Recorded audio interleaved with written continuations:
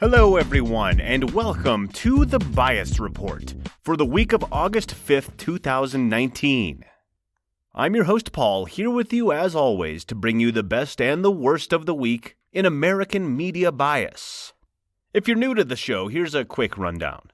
Basically, the way I see it is you can believe in two different realities in America in 2019, depending if your politics lean left or right. The purpose of this show is to take a look at those two wacky different worlds and see just how different they are, see if they agree with each other on anything. Hint, most of the time they don't. I will be right back after the break with the weekly rundown. Be right back.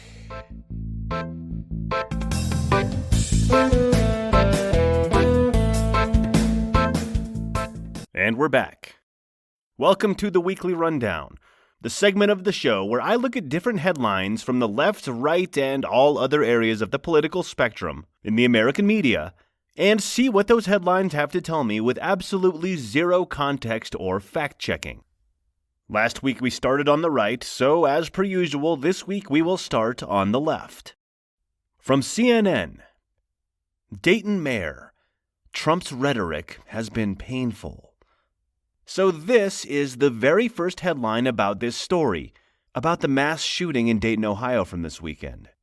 The issue I have is this is the first one, followed by 4 others concerning, victims and other secondary concerns. Clearly the biggest story is about Trump's rhetoric, not the horrible story that actually happened, right? Up next from the Huffington Post. Professor breaks down U.S. racism, Trump's ugliness, in 3 powerful minutes. Wow, so you mean to tell me that the Huffington Post managed to find a professor from, most likely, a very liberal university to talk for 3 minutes without any counterpoints whatsoever about how bad the bad man is? Strong performance, Huffington Post. Up next from CNN. Clinton's advice for impeachment inquiry. Don't pursue for trivial partisan purposes. Ouch. It sounds to me like old Billy Boy is still a little bit upset, eh? Although, do you really think that the whole Monica Lewinsky thing was really trivial partisan politics? I think it was a matter of national security. Up next from Alternet. Reporter reveals the White House's extraordinary lengths to protect Trump's thin skin by shielding him from protests. Okay, here's my issue, Alternet. Do you guys honestly think that Donald Trump has thin skin? From what I can tell, most real criticism tends to bounce off that dude like a freaking hippo hide. Up next from Jacobin. Let them eat credit. The socialists at Jacobin. Once again, here they come to help disarm everyone and, remind us that we're all really on the same side here in America, by referencing the savage, bloody French Revolution of a few hundred years ago. Great example to set. I feel like Jacobin is produced by a bunch of snooty second-year college students who wear exclusively trench coats. All right, that wraps up the left. Let's head over to the right.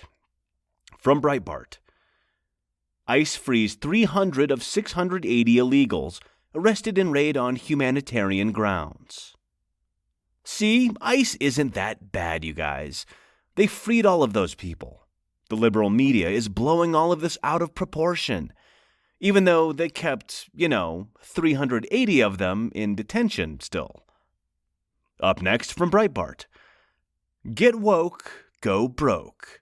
Studio behind Vice may need bailout from owner's daddy. You see, getting woke is hurting businesses, everyone. Everything would have been just fine if we'd just left everything alone and proceeded as normal with the old status quo. And I'm sure that Harvey Weinstein would have just loved that too. Up next from The Blaze.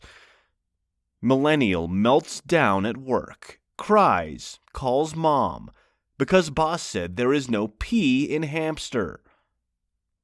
One thing I find a little funny is that some of the more right-leaning sites that I visit in research for this podcast just love it when millennials are caught being spoiled or acting entitled.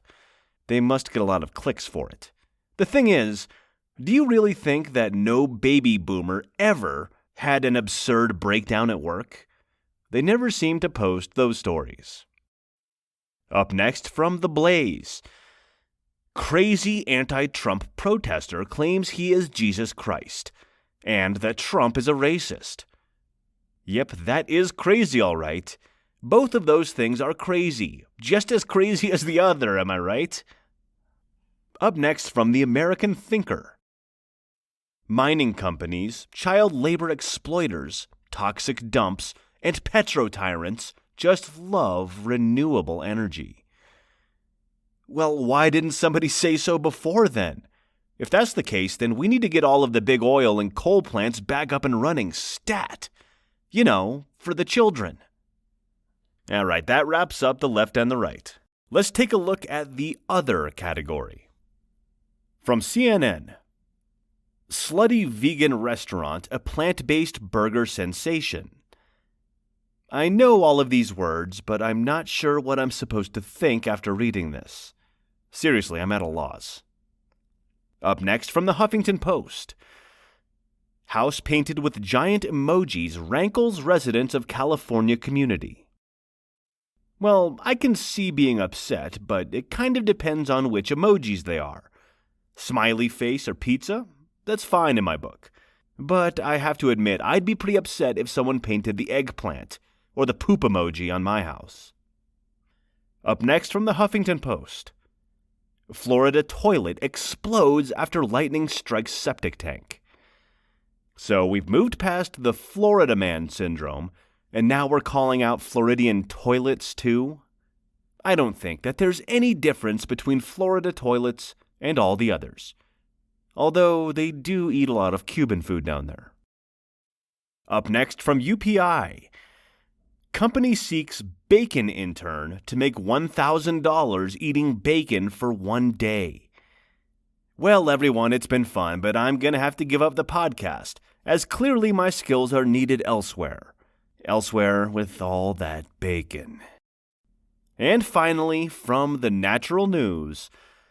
Raw human sewage all over the beaches of California is the perfect metaphor for the failure of liberalism. You know, I just love the Natural News because their stories are always so well measured and reasoned. There's never anything but the truth posted on their site, that's for sure. All right, guys, that wraps it up for this week. Make sure to tune in next Friday for another brand new show. As always, if you have any friends or relatives that you think might enjoy the show, tell them to check me out on Twitter at bias_report, on Facebook at The Bias Report, or on my website, thebiasreport.com. And as always, if anyone has any comments or ideas for the show, send me an email to thebiasreport@mail.com. That's The Bias Report, all one word, at mail.com. I hope to hear from you guys. Okay, I'll see you next week. Bye-bye.